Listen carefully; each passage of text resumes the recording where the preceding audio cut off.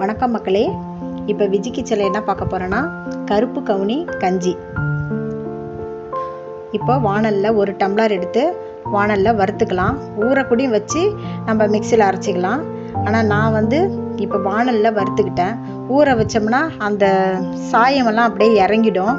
அதையும் ஊற்றி திருப்பி நம்ம கஞ்சியில் ஊற்றிக்கலாம். ஆனால் நான் டிஃப்ரெண்ட்டாக கொஞ்சம் செஞ்சு பார்க்கணுன்ட்டு ஆசைப்பட்டேன்.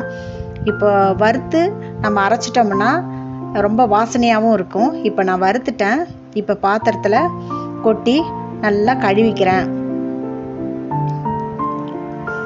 ஒரு 2-3 தடவை அலசிக்கிங்க நல்லா.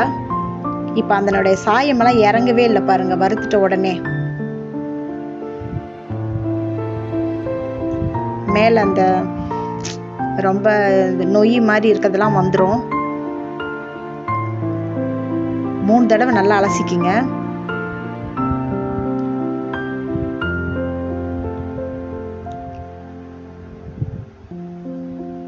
இப்போ வறுத்துட்டு நம்ம கஞ்சி வச்சா ரொம்ப வாசனையாகவும் இருக்கும்.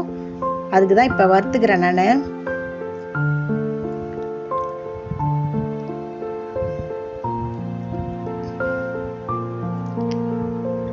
இதை கழுவிட்டு இன்னொரு பாத்திரத்தில் ஒரு அரை குண்டா அளவுக்கு தண்ணி வச்சுக்கணும். நான் 1 டம்ளர் எடுத்திருக்கேன். அந்த ரைஸ் வேக வேக நிறைய வந்துக்கிட்டே இருக்கும்.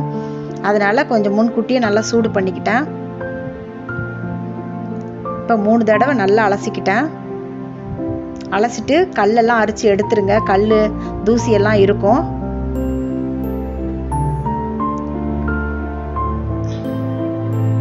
இப்போ எடுத்து நம்ம மிக்சியில் போட்டு அரைச்சிக்கலாம்.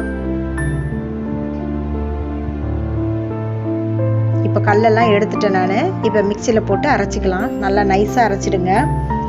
ரவை பதத்துக்கு வரணும். மறுபடியும் கொஞ்சம் தண்ணி ஊற்றி, இந்த அளவுக்கு இருக்கக்கூடாது, இன்னும் கொஞ்சம் தண்ணி ஊற்றி கொஞ்சம் ரவை பதத்துக்கு அரைச்சி எடுத்துக்கலாம். அரைச்சிட்டேன் பாருங்க, இந்த மாதிரி தான் இருக்கணும். வாயில் கொஞ்சம் கொஞ்சம் தென்படும் நொய் மாதிரி. அப்படி இருந்தால் தான் நல்லாயிருக்கும். இப்போ ஒரு பாத்திரத்தில் தண்ணி கொதிச்சிருச்சு. இப்போ நம்ம அரைச்சி வச்ச கவுனி அரிசியை போட்டு கிண்டிக்கிட்டே இருக்கணும். நம்ம விட்டுறக்கூடாது, விட்டுட்டு அடி பிடிச்சிரும். இப்போ பாருங்கள், கிண்ட கிண்ட நம்ம ராகி கூழ் மாதிரியே வந்துக்கிட்டே இருக்கு பாருங்கள். இதே மாதிரி தான் கிண்டிக்கிட்டே இருக்கணும். தண்ணி பத்தலைன்னா நம்ம ஊற்றிக்கலாம். கெட்டியாயினோடனே இன்னும் கொஞ்சம் ஊற்றிக்கலாம். இது வாரத்தில் 3 தடவை 4 தடவை கூட கஞ்சி வச்சு குடிக்கலாம். ரொம்ப நல்லது உடம்புக்கு. சுகர் உள்ளவங்க இது மாதிரி சாப்பிட்லாம். சுகர் இல்லாதவங்களும் டெய்லியும் குடிக்கலாம், சத்து தான். இப்போ பாருங்கள், தண்ணி ஊற்றி ஊற்றி நான் கிண்டிக்கிட்டு இருக்கேன். நிறைய வந்திருக்கு. 1 டம்ளர் தான் போட்டேன். இப்போது சின்ன வெங்காயம் குட்டி குட்டியாக கட் பண்ணிக்கிங்க. இல்லை பெரிய வெங்காயம் இருந்தாலும் கட் பண்ணி அது மேலே போட்டுக்குங்க. மிளகுத்தூள், ஜீரகம், உப்பு, தேவையான அளவுக்கு உப்பு போட்டு கிண்டிக்கலாம்.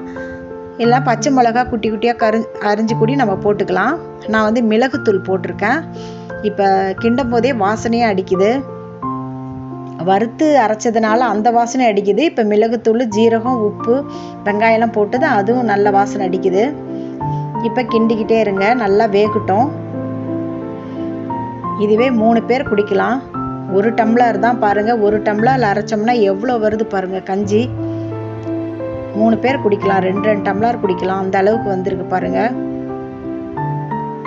நல்லா பபிள்ஸ் மாதிரி வரணும். அப்போ தான் நல்லா வெந்திருக்குன்னு அர்த்தம்.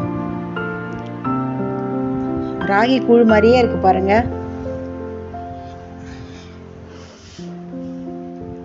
குழந்தைங்களுக்கும் கொடுக்கலாம்.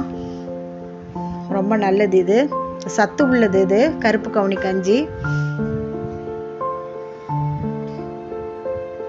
டெய்லி கூட சாப்பிடலாம்.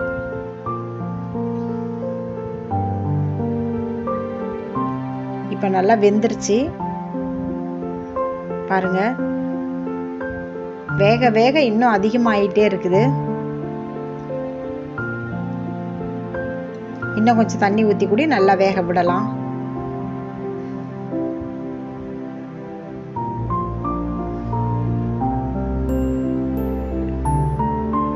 நல்லா கொதிக்கும் போதே நல்ல வாசனை அடிக்குது.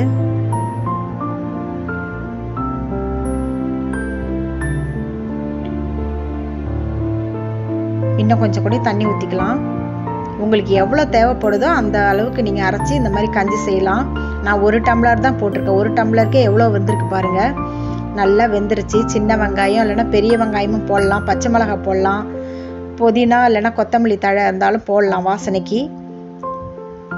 நான் சின்ன வெங்காயம் குட்டி குட்டியாக கட் பண்ணியிருக்கேன். மிளகு போட்டிருக்கேன், மிளகுத்தூள், ஜீரகம், உப்பு, தேவையான அளவுக்கு உப்பு போட்டுக்கலாம். மிளகு உங்களுக்கு காரத்துக்கு தகுந்த மாதிரி போட்டுக்கலாம்.